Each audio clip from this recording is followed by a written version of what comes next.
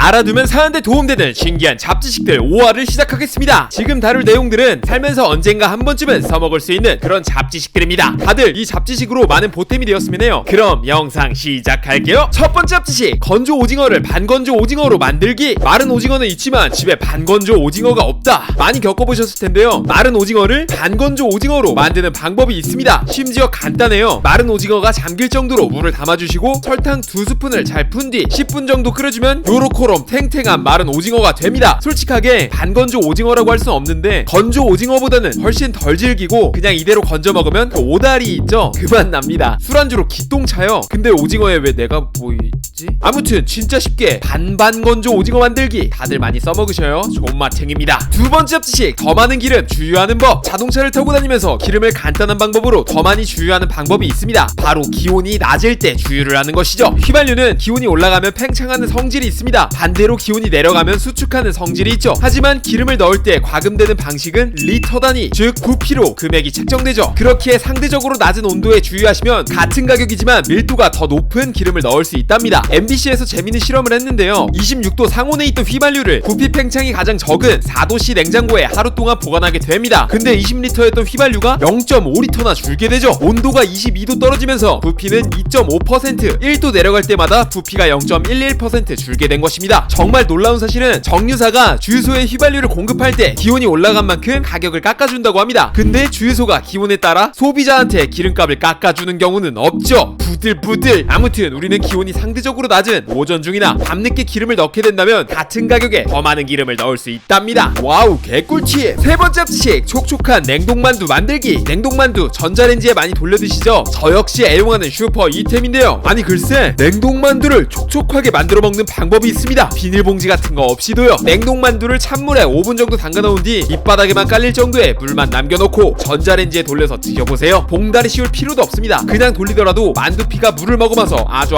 촉촉해진답니다. 제 눈망울처럼요? 일회용품 낭비도 없이 아주 존맛탱 냉동만두 만들어 먹을 수 있어요. 네 번째 잡지식, 119는 문자 신고도 받는다. 이건 혹시 모를 상황에서 알아두면 정말 유용한 기능인데요. 119나 112는 전화 접수뿐만 아니라 문자로도 신고 접수가 가능합니다. 통화가 적절하게 이루어지기 힘든 엘리베이터 안 등의 공간에서도 119나 112에 신고할 수 있는 방법이죠. 그리고 119나 112는 영상 통화로도 신고가 가능하다는 것 알고 계신가요? 청각장애인 수화 또는 글씨를 적어 보여주는 등 음성으로 소통이 힘든 상황일 때 영상 통화로 신고 접수를 할 수 있습니다. 아무쪼록 이 기능을 쓰는 날이 없었으면 하지만 때와 장소를 가리지 않고 발생할 수 있는 응급 상황 특성상 이 방법은 꼭 기억해 놓으시면 좋을 것 같군요. 다섯 번째 잡지식, 약국에도 할증이라는 개념 아시나요? 택시를 타면서 가장 많이 경험하셨을 텐데요. 보통 새벽 0시에서 4시가 되면 야간 할증이라고 해서 택시 요금의 20%를 더 받게 됩니다. 근데 이런 개념이 약국에도 있다는 것 알고 계셨나요? 약값 할증제라는 개념인데요. 평일 오후 6시 정도면 문을 닫는 약국이 많기에 국가 차원에서 밤이나 공휴일에 약국 운영을 장려하기 위해 만들어진 정책입니다. 오후 6시부터 다음날 오전 9시 또는 주말이나 공휴일에 시행되며 이때 약국에서 약을 구입하면 약값의 30%가 추가로 계산되게 됩니다. 이런 개념은 병원에도 있는데요. 병원 진료비도 공휴일이나 토요일, 평일 야간에는 진료비가 더 비싸다고 하죠. 약국과 같이 30%요. 와, 여태까지 당했네 라는 생각도 드시겠지만 덕분에 우린 늦은 밤이나 공휴일, 주말에도 무리 없이 병원에 방문할 수 있고 약국에서 약을 구할 수 있는 것입니다. 만약 주말에도 여는 약국이나 병원이 있다면 저는 박수 쳐주고 싶네요. 약사님이나 의사, 간호사님들도 분명 쉬고 싶으실 텐데 혹시 모를 아픈 사람들을 위해 나와서 고생하고 계신 것이니까요. 오늘은 여기까지. 오늘 잡지식 조금 유용했나요? 제 딴에는 정말 유용했던 정보들을 토대로 컨텐츠를 만들어봤는데 다들 오늘 잡지식을 토대로 삶이 조금 더 윤택해지셨으면 좋겠습니다. 다음 영상도 기대해주시고 저는 더 열심히 활동하는 차말람이 되겠습니다. 말차님들 정말 많이 사랑합니다. 뿅!